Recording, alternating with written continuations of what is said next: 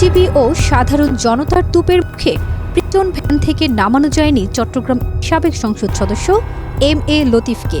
গ্রেপ্তারের পর 20 আগস্ট বিকেলে তাকে আদালতে নেওয়া হলে এই ঘটনা ঘটে।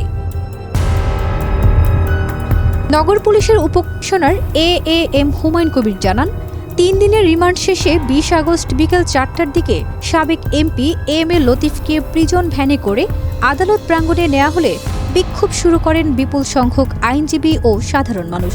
নিরাপত্তার স্বার্থে তাকে প্রিজন ভ্যান থেকে না নামিয়ে নিয়ে যাওয়া হয় চট্টগ্রাম কেন্দ্রীয় কারাগারে।